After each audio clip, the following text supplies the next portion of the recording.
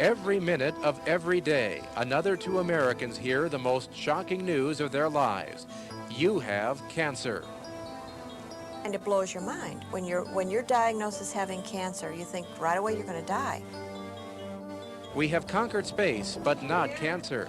That's hard to take when your life is on the line. As a people, as a population, as Americans, we don't like to take no for an answer. Some people cannot accept the advice or the limits of medical science. There's a hope for me to get well. I'd try anything. This program is about them and the exotic healers they trust.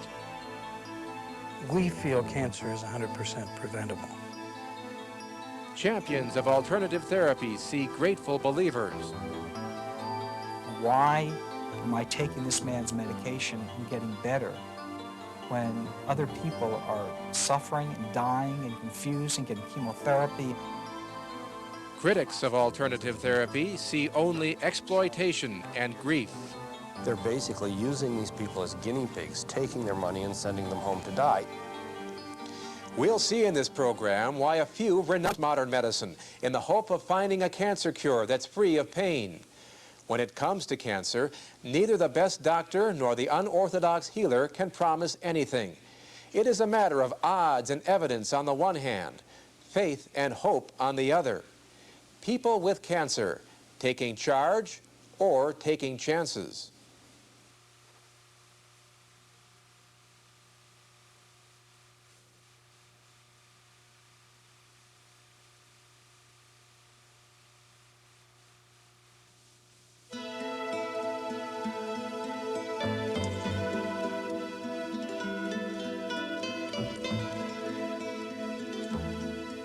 Southern California affluence ends where Mexico begins.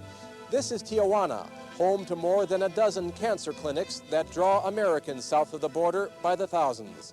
Some have lost faith with American medicine or never trusted it to begin with. Others are simply desperate, drawn here by a promise or a prayer.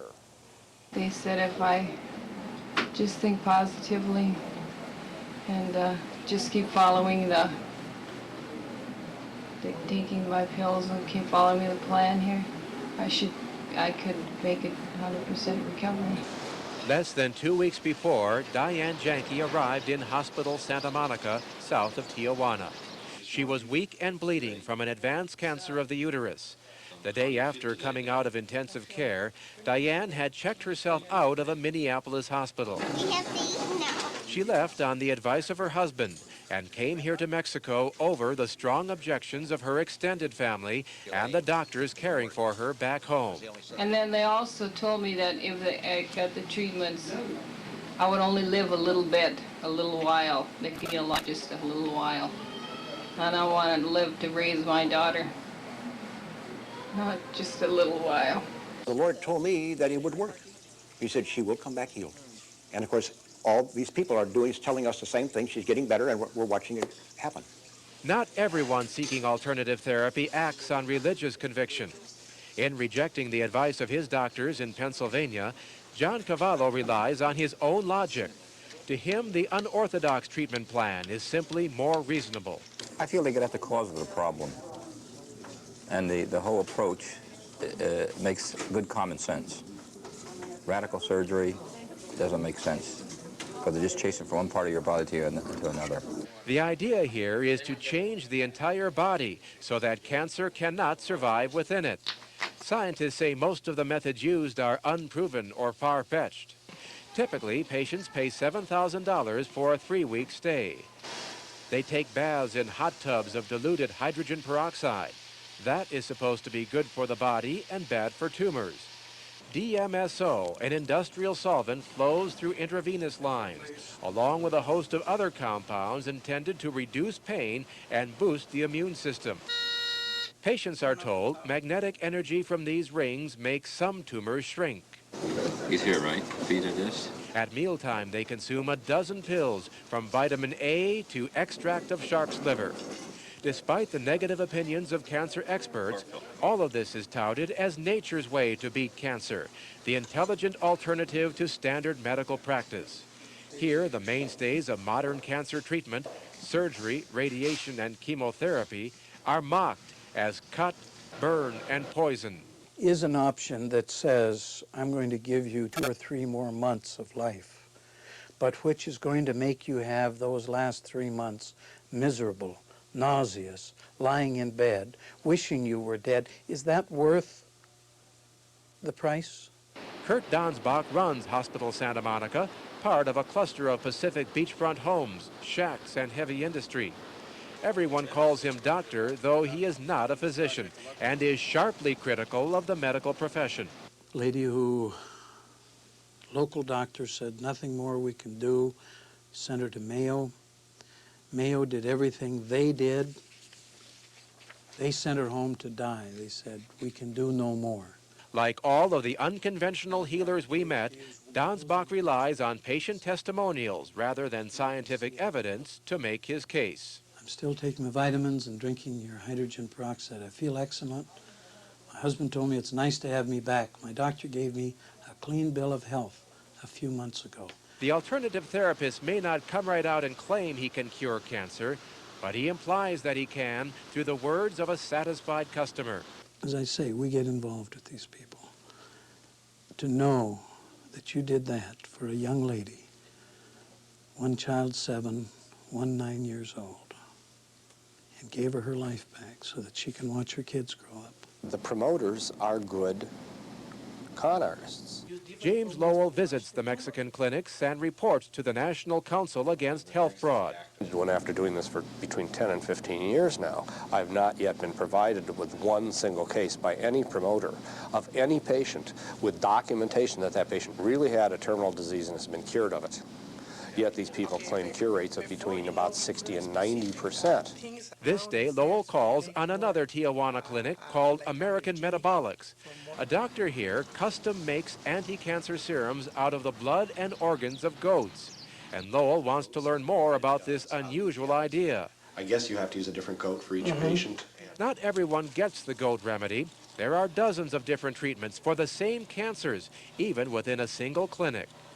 At this one, some patients fast when they arrive, presumably to rid their bodies of the poisons from ordinary foods. They receive daily enemas to speed up this detoxification. The director of American Metabolics contends these methods, along with herbs, megavitamins, and rare natural foods, fight cancer best, although he cannot say how well they work.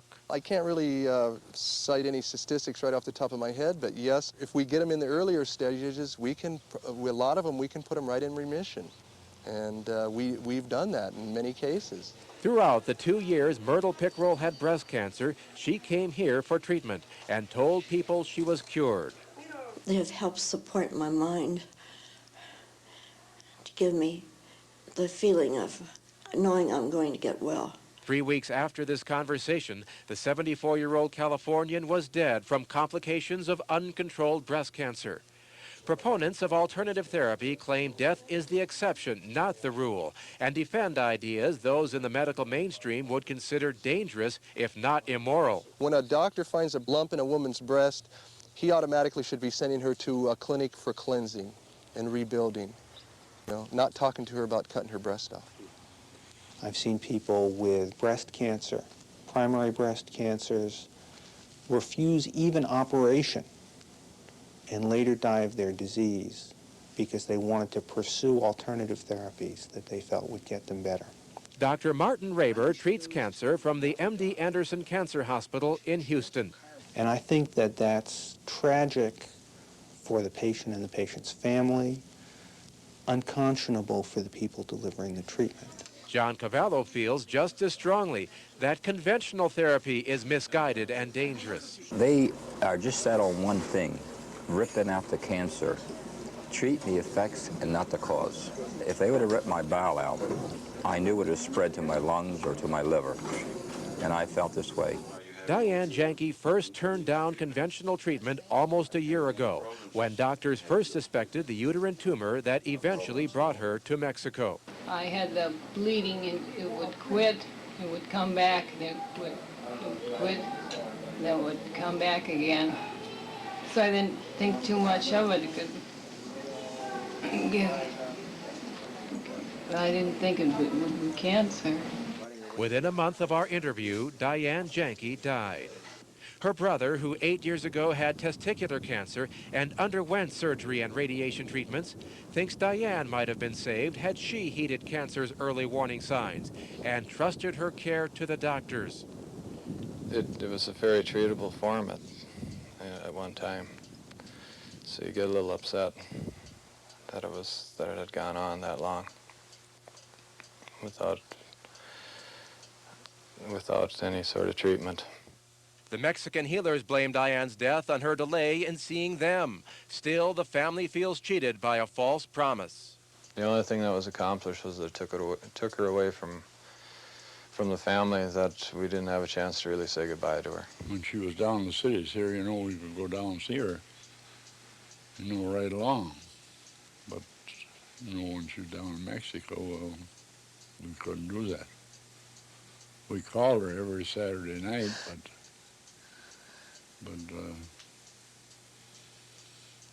but we could hear, even right on the phone, that she was getting weaker and weaker and weaker.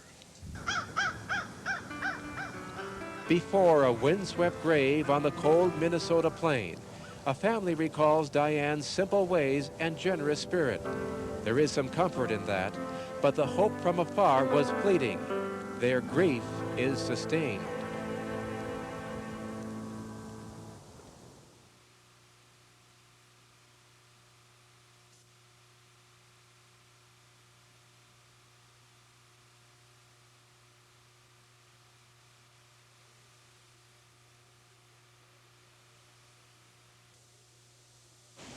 The MD Anderson Cancer Center in Houston stands tall among the country's most prestigious institutions. Day in and day out, the war on cancer is waged on the deliberate and confident battle plan of medical science. Miracles are welcome here, but trust is in the technology. I have relied very heavily on the expertise of both my surgeon and the radiotherapy technologists. So I have not attempted any other way to heal. Charlotte Lorenz is among the 1 million Americans a year to develop cancer. Most of them, like her, seek help from doctors who prescribe standard treatments, such as radiation. How's that feel? That's fine. Roughly half the people with cancer are alive 5 years later. Many of them are presumed cured. That also means at least half the time, these mainstays of modern medicine ultimately fail. The disfigurement of surgery, side effects of strong drugs, and pain of radiation sometimes add insult to injury. But in 1990, science has little more to offer. Most people just accept that and hope for the best. I want to go on living, and I'll do whatever is necessary to be able to do that. Stephen Beecher felt the same way 5 years ago when he developed lymphoma, a cancer involving the circulation. When I was getting chemotherapy, I was hoping I was with the good guys who were going to help me. I had no way or any reason not to think that I was doing the best thing possible. But Beecher began to doubt his doctors even before his 6-month round of chemotherapy was up. Besides making him weak and nauseated, the drugs controlled his cancer for only a short time. What a doctor said next confirmed Beecher's decision not to take any more chemotherapy. And he said, well, between you and I, we're no longer going for a cure. Once your cancer comes back in stage 4, we're just trying to extend your life somewhat, maybe for a year. Steve Beecher decided instead on a controversial alternative to standard medical treatment called anti-neoplastins. Dr. Stanislaw Brzezinski discovered the compounds which he claims can change cancerous cells back into healthy ones without bad side effects. A modern plant outside Houston is set up to distill the medicine from thousands of gallons of human urine, although the most commonly used types can also be made artificially. Regardless of origin, anti-neoplastins cost hundreds of dollars per day, and treatment can go on indefinitely.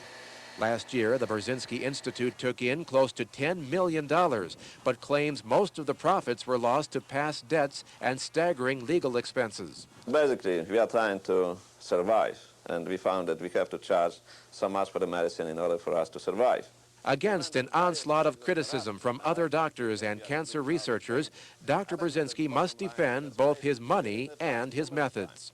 We invited MD Anderson Institute to come here. We invited American Cancer Society. We invited National Cancer Institute. They never came. They neglected us. Why? I think they were afraid to see that we have good results. I think they're afraid that the war of cancer will be won without them. Formal studies the federal government requires to prove that new drugs are safe and that they work have never been done. So the Brzezinski products cannot be prescribed outside of Texas. I think we are making good progress so far. 8-year-old Paul Michaels is down from Michigan for a follow-up visit. He has a brain tumor, and his family turned to Dr. Brzezinski in desperation. Well, there is no treatment for what, by conventional medicine, for what Paul has. He has a low-grade astrocytoma, and in its particular location, it's not operable. For ethical reasons, we prefer to have patients who are hopeless, who tried everything and who are failures of any treatment available now. But in the future, I think the treatment should be available for everybody. But this should come after we already prove that the treatment has validity in such tough cases. The problem, critics say, is Dr. Brzezinski hasn't proven anything.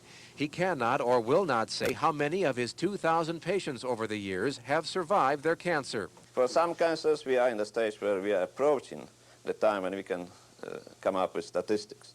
For some others, this will be still a long way from now, because we simply need to accumulate more patients.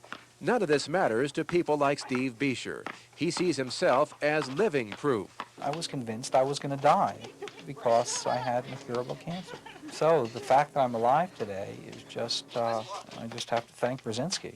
While the Atlanta advertising executive is convinced of what saved him, his original doctor isn't so sure. And lymphoma is one of the tumors that has, as part of its natural history, the ability to get better, if you will, by itself, so-called spontaneous remissions. I mean, well established that they will improve. The immune system will be bolstered, and without therapy, for example, some people live for many years. Because there are surprises in cancer, ups and downs in its natural course, delayed responses to treatment, and even the false diagnosis of cancer in the first place, skeptics can usually explain why unconventional treatments might appear to work, even those that make no scientific sense to them. Hi. At MD Anderson, Dr. Martin Raber tries out many experimental treatments, but depends on the strict measurements of science to tell him whether or not they help. To him, that approach provides patients greater hope than a story of someone else's dramatic recovery, which he generally regards as an exception to the rule. I think that's one of the most disappointing things about the proponents of alternative therapy is they're quick to tell us how wonderful their patients are doing, but it's hard to find more than a handful that have truly benefited. People who believe in alternative therapy accuse doctors of being too set in their ways and unwilling to consider new ideas. It's their profession, and it's their integrity and their big shots, and, you know, I mean, what can I say? Is they don't want to look like I'm teaching them something. Both Steve Beecher and this woman believe that beating the odds takes more than luck. In a moment, a call for less government interference in cancer care from people taking charge or taking chances.